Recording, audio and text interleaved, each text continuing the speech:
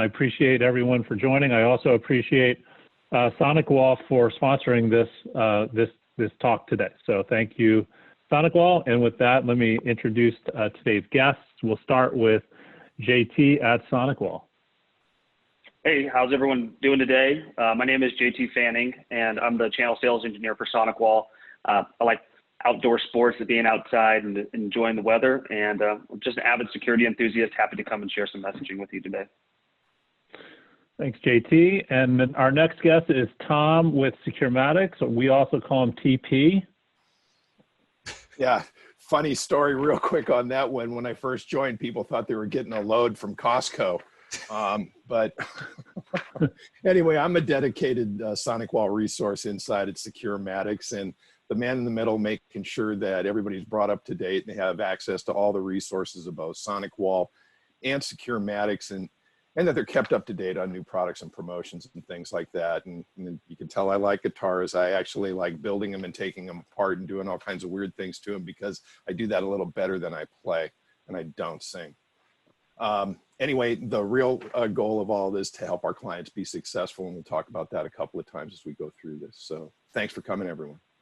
You know, Tom, before we really get going here, can we hear a song? No? Yeah? Ah, man, you got to set me up for that. Now, my heart just went about a million. Whoa, right. 108. I don't. All right, no. All right, fine. We'll get down to it. We'll get down to it. Okay. Maybe so I'll close off with a little ditty. Perfect. I'll yeah, there you go. I was going to offer to beatbox for you, but I thought better of it. I think we should start with a very high level. I mean, I imagine there's going to be people that are on the session today that when we talk about like the cloud and cloud apps, I feel like that definition is a little muddy, because it kind of like, you know, Web 2.0 became really muddy and whatever. So let's start with this. When people talk about the cloud and cloud apps, what specifically are we actually talking about?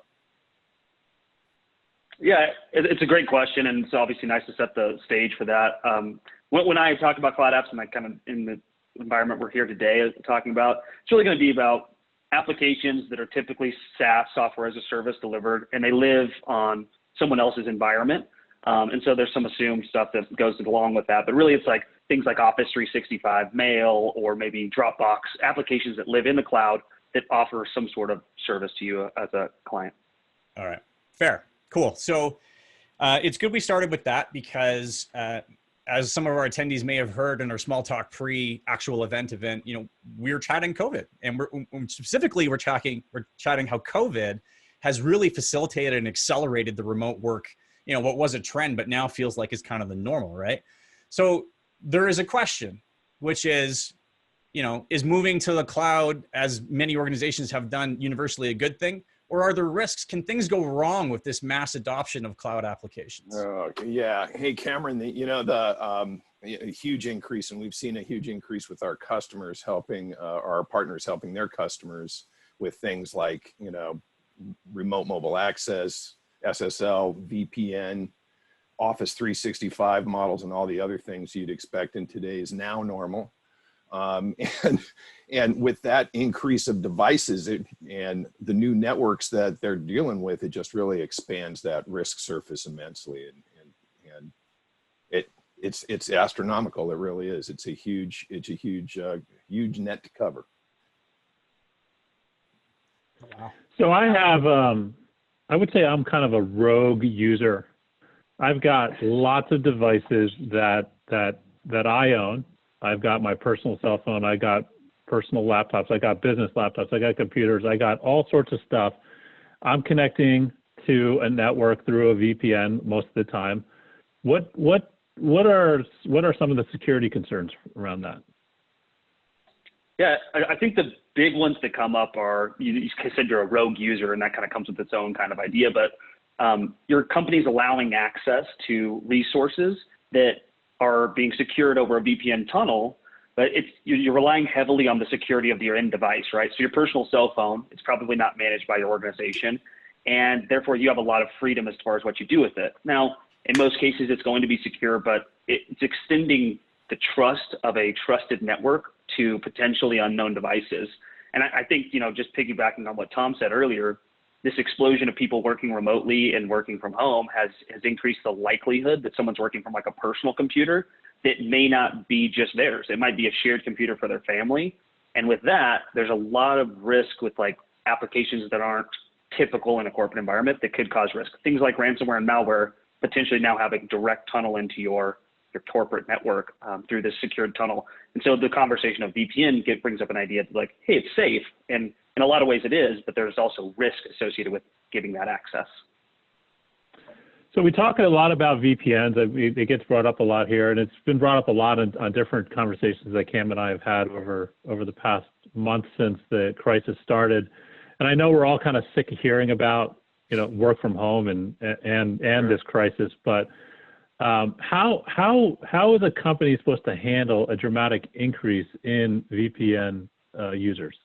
Well, from a logistical point of view, if I can, JT, it's really most of the things that go into it because of its scalability, the fact that it's subscription-based, virtual by nature makes it really easy for us to push through quotes and orders, get those keys ready so that all they have to do is be issued for deployment. And deployment's pretty easy, right? Yeah, deployment's pretty straightforward. I mean, people, I think, highlighted how maybe they hadn't thought about remote connectivity as being part of their like disaster recovery plans, and how it's probably more exacerbated by, in most cases, businesses were like, well, 20 or 30% of our workforce ends up working remote. We have a plan for that, but not like 99% or 95%. So scalability became a real big concern. And then obviously today we're talking about security, but it's like what changes on the security standpoint from a security aspect when you're now extending your network to these remote devices. So it's a lot around the connection, but also around the next steps that help secure that connection. Certainly we've seen, VPNs become even more important, but I want to shift gears, guys, and go back to the cloud, because I think that's what everybody on the event today is here to hear. And that's where I think there's the most ambiguity right now, right? Like the cloud is still a new thing, despite not really being new. So we started off this conversation by, talking about what the cloud was. I think we should probably kick off the next phase of this conversation and talk about, what cloud security or securing the cloud, like what that actually means to an organization and to an individual user. Yeah, and that's why we do these kind of things, is to kind of help educate, for organizations, the partners that are serving those end users and organizations, doing series of workshops like this surrounding the security in today's environment, and helping, provide no cost education. We've got on both portals, both our portal and the Sonic Wall portal, there's tons of great educational materials and courses that you can go through. We can help in distribution. We can help with creative financing terms, stocking and shipping options. But our goal is to really be the start to finish standard as their distribution partner, and making all that stuff easy to do so. And now on the technical side, JT. Yeah. So, I always think of the cloud. We talked about at the beginning, but you're now trusting a lot of services that you were maybe traditionally providing on-prem to a service provider. And in typical situations, they can provide much better scalability, costing, and just overall access. So that's why they're preferred by a lot of customers. That's why you see huge explosions in adoption in those places. And Cam, circling back to what you said about like, it's new, but it's not. I think the reason that cloud still feels new is because the acceleration of applications that get developed there, right? 5 years ago, you talked about like mail or something as being the primary one. And now they have all kinds of cloud delivered services like voice over IP or, file shares, peer-to-peer sharing. We're doing video conferencing right now, which is a heavily cloud-based application. So it's like these explosion of apps create flexibility for workers, right? We're all working remotely right now. We're all connected. We're sharing this with, a couple hundred people around the world. That's pretty cool. But it also exposes us to new threats, new risk. And I think that's the part that, when I think of securing the cloud, it's like, how do I continue to offer a common security platform moving forward? Gotcha. So I'm a little nervous right now. I feel like I'm a very trusting person. Yeah. I feel like we at Channel Bytes, we are pretty cutting edge as far as cloud adoption in our business. And it sounds like you're telling me that that's not enough. And I feel like I'm paying for these services, shouldn't be SaaS solutions or whatever. isn't that part of what I'm paying for in my monthly subscription? I'll say it can be. It typically isn't by default, right? We're a cost-driven economy. People are always looking for the best deal or the best pricing, and you're running a business, so you want to be cost efficient. So typically, like the base level licensing packages are not inclusive of security, and they make a lot of assumptions, right? They'll assume that you're going to secure your network at a certain minimum before they pop in. So they might say, hey, we could provide uptime and availability and a secure way to access it, but maybe they're not securing the actual data there.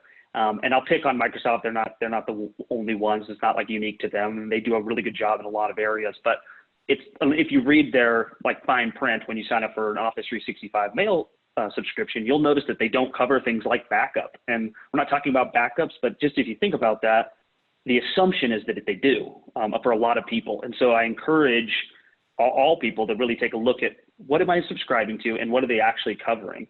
I was joking with a guy the other day, and he said that the longest part of like sales or like transactional purchases of SaaS products is in the legal piece of who's responsible for what for large enterprises. So when you think about that, you know, who is actually responsible for things like securing your data in that cloud, making sure that you don't send a malicious attachment somewhere, or making sure that one of your end users or your clients don't get phished, right? Phishing is a big piece. Like, are they protecting that? Maybe, but probably not. And typically they'll sell, all the providers will sell some sort of additional service, but you know, it's not typically out of the box if that's offered.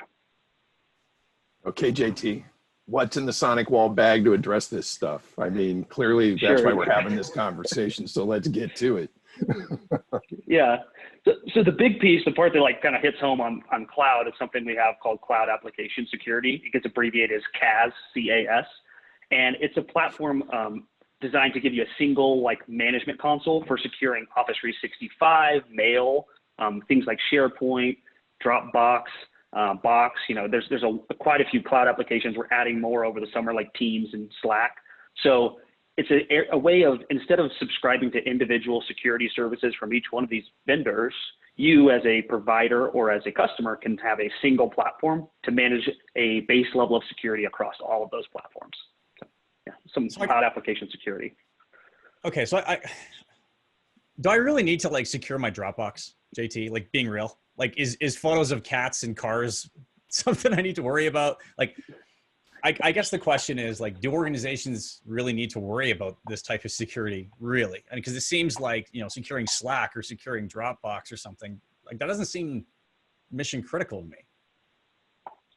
Yeah, and it may not be. I mean, there's certainly organizations that don't have that security requirement, but I think of like Sonic Wall, right? We have internal files that we share, and we're working remotely, and we're looking for ways to increase productivity, and they are business critical applications and business critical file shares that we need to share, like a firmware for new products, right? And how do we securely share that information? How do you make sure that I, JT, don't make a mistake and send that out to the world and give it to people that shouldn't have it, right?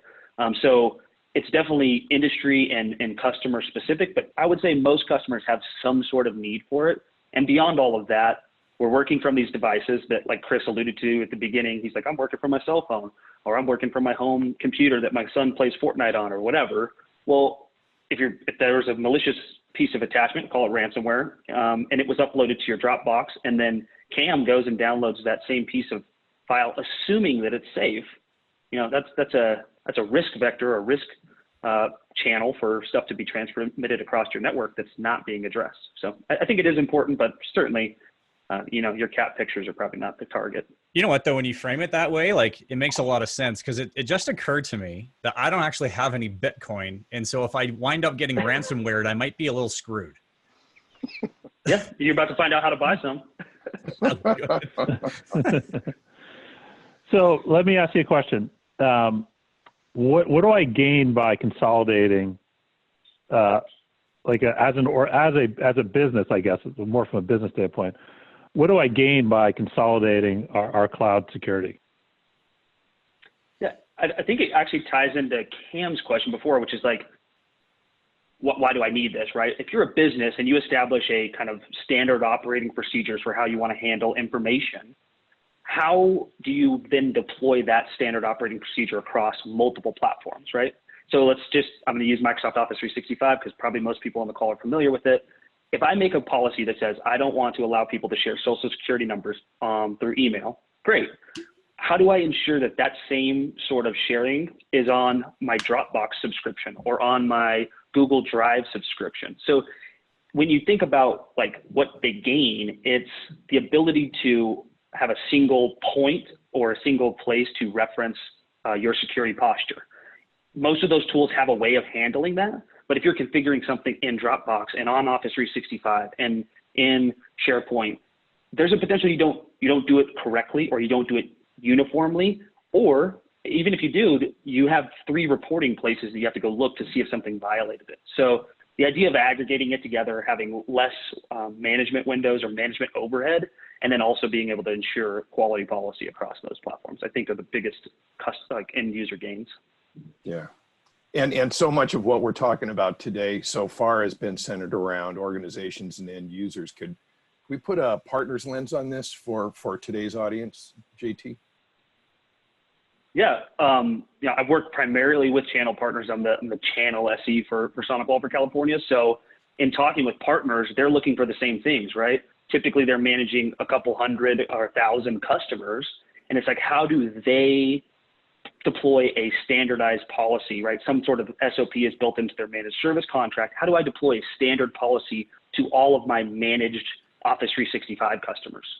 And so they get to gain that same economies of scale, I guess, for the business, but across their partner customer install base, right? So it's just the same conversation, but just at a next level down, I would say. Yeah. All right. So I have a lot of cloud. I'm tired of clunky managing whatever. So Cache sounds interesting because it sounds like what you do is you take a lot of small little problems and you make them go away. And I think the biggest thing is it just keeps things simple. But I feel like whenever there's like an obviously good solution, there's always a catch. And so I'm curious to know, like, because it sounds like the catch here is going to be on the integration, setting it all up, resources, et cetera. And I'm curious to hear what you think of that. Yeah, too good to be true situation, I guess. No, it's actually not hard to set up. It's what's called API driven, and I might be a little bit more technical than we dive into today, but I'm happy to kind of answer that off the side. But it's API driven, so there's no software or hardware that has to be installed on the customer side or at the partner side. There's no cloud allocation of resources. It's delivered as a SaaS product, right? Software as a service product. And it ties in similarly like the way when you download an app on your iPhone and you say, give, TikTok permission to view my photos and my calendar, whatever, you're giving it permission. You'll do the same thing with our application. You'll say, allow Kaz to inspect Google Drive, allow Kaz to inspect Office 365 mail, and you'll integrate it with your administrative controls. And then it starts to run the policies from there. So from like a deployment setup configuration time, we have people that set it up in like 10 minutes, but realistically, like give yourself a half hour and it could be up and running. There's some default policies that are already created. And then you can get as granular with the policies as you want after that. Okay. We have some questions here, but before we get in there, Tom, is there anything you wanted to add to that? Yeah, I did want to mention, and like to kind of on top of that, when JT talked about getting a little bit more technical, the fast track that I'm going to shamelessly promote here for next week. Now we're going to go deeper into that and go into some of the other things, and we'll provide a solutions overview and a deeper dive and a little bit more technical, and it's partner focused, along with partner focused go-to-market discussions and things like that about this exact stuff. So we'll be expanding on that next week. Everybody that attended already got an email from me exposing them to that. Please come. It'll be interesting and informative, and we think you'll like it. We want our partners to be successful, and that's really what it's all about. So thanks for that, Cam. I don't know if you saw, I was so excited by your answer, I nearly fell over. I have that effect. Tom, you guys also, Securematics, if anyone wanted to try Kaz, like you're a partner on this call and you're going, okay, this sounds great. Maybe it works, maybe it doesn't. I don't believe it until I try it. I'm in that same boat. That's how I operate typically. So if they wanted to try it, I know that we've worked through you guys, Tom. You guys can just get like a trial license key, 30-day key for partners to set it up and get it going. And then if you're in California, you can work with myself and I'll help you get it set up in your environment. If you're somewhere else, work with Tom and he can assign you to like your local Exactly. channel SE, and that's what our job is. So yeah, first steps on that, get a hold of me or your inside sales rep at Securematics, and we'll walk through that. Thanks, JT. You guys are the cash crew. Love it. We have a few questions here that have come in during the last 15 minutes or so. So I'm just going to go through a couple of these. Let's start with what I think is actually very topical, which is how is CAS managed? Like, what's involved in keeping it active, current, effective, etc.? yeah, great question. It is managed through a cloud portal. Those of you that are on the call that are familiar with SonicWall, we have a website that's cloud.sonicwall.com. It's like the single pane of glass to manage all of our products, really, but CAS is a tile within that, and you can navigate to the specific instance from there. And then it's managed via cloud, like a cloud interface. And to keep it current, it's just an annual license key. It can be bought in like, multi-year SKUs, obviously, but you just buy it based on the number of protected mailboxes that you want to have on your network. So you could have 100 users and only want to protect 50 because maybe they're critical or they're named, and you could just buy a 50 pack. So you don't have to do all or nothing. But yeah, you buy the number of users you want to protect, and you deploy the solution like I mentioned earlier. Awesome. Okay, I have a question here, which is, and I'm going to read it verbatim. How is this implemented for the client? Is the traffic inspected at the firewall, or is there an endpoint agent? No, great question. I get it a lot. We probably glazed over it because this will be a good reason to attend that fast track event. I'll plug it again for Tom because we'll go into how it's inspected. This is a product completely separate from a firewall. You could be a non-SonicWall firewall customer and still leverage the power of CAS. So CAS is its own solution that lives in the cloud. It's API driven. It's tied directly in with the protected product. So if it's Office 365 Mail, for example, it's just essentially in a way side by side through some API hooks that will allow you to do inspection. So nothing on the firewall that has to be configured. It doesn't redirect your mail. It's inspecting it when it's in Office 365. So if people on this call are familiar with like traditional email inspection where you redirect an MX record and a mail routes through a different portal, it's not like that either. It kind of replaces or is an easier to configure and set up version of that where we're just side by side with it. So nothing on the endpoint, nothing on the firewall. It's strictly in the cloud infrastructure. Gotcha. Okay. Another question, is licensing for CAS, is it on a per app basis? Is it a user basis? Is it organization? What does that look like? Yep, it's per user, so per protected email address, we'll use as an example, but it's per protected user, less thumbs, if you will. And we have two licenses. One's a basic license, one's an advanced. The difference is basic is a less expensive option, obviously, and it's specifically for protecting mail applications. So whether that be Office 365 Mail or G Suite.